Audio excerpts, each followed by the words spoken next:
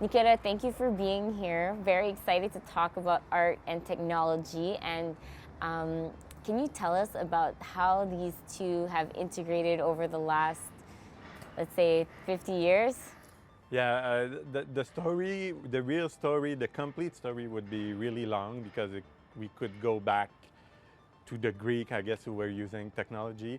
But for sure, in the last 50 years, like you say, it went pretty crazy because basically the emergence of technology and then all the web, I mean, all the internet and all the people connected together and all the what we call the native, like the techno native, so that the young people are born in technology, so they use it really easily, and all this melting pot of ingredient makes technological art really like accessible and more easily produced today Than ever. than before. Yeah. And I think for a lot of people, what's confusing is that there's so many forms of art and technology, and it's become very difficult to know what is traditional art and what's now digital art. And from music to visuals to videos to performances, there's so many ways of using art and technology.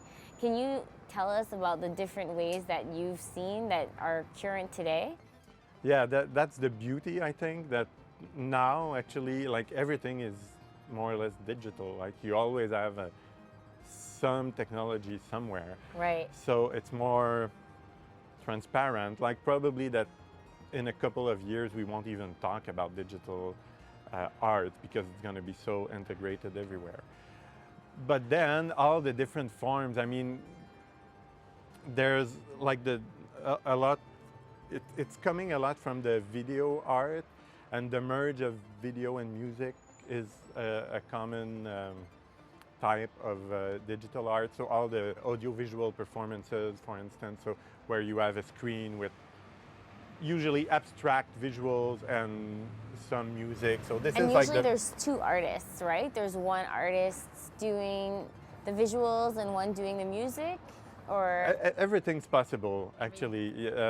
There's like a specific, I mean, more and more the artists, the disciplines are merging and the boundaries are blurred. So a visual artist will make sound and music, and then a musician will make some video. And this is what I think, when we were talking about the explosion of digital art, this is what makes it interesting and really like diversified. But then, yeah, so the audiovisual, like video and music stuff, is maybe the most prominent in the festival. But then you have all the installation yeah. part, so where it's more like building an environment, let's say, and then as opposed to like be there for a An specific event time and an event, and or a performance. that's it. So the installative part is really is quite often seen everywhere, and then you have all the immersive aspect also, like here at the SAT, where people are building like 360 environment, and where you get just immersed in all the senses. And what are the other venues that people can kind of enjoy these types of art forms that are being created? It's a bit, yeah, the venues, like there's not much, except from like here at the Société des Arts Technologiques, there's not much venues per se. It's a bit everywhere, like in Montreal,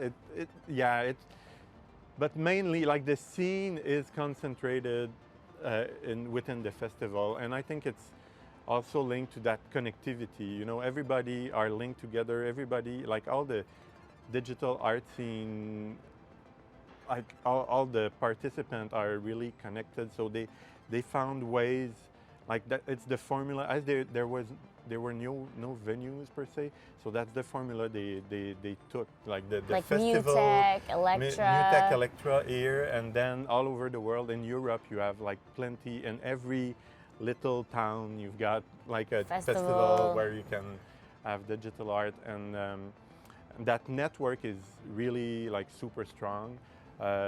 You've got like Electra Festival here, which is an important one. Every year they're making digital market where you have all the actors of everywhere, mainly in Europe and here, coming together, and then they talk and they form like those. Yeah, I think one of the things I find interesting is that it's really, you can have a visual aspect, so it can be enjoyed during the day, and it can be really just appreciated for what it is in a visual or, you know, auditive way. And then at night, you can actually really experience what the artists are doing, and you can live it. And where does Montreal stand compared to the rest of the world for this type of art? Yeah, Montreal is pretty much like one of the big scene in the world, especially thanks to those big festivals we named like Mutec and Electra. Because they were founded here. Yeah, exactly.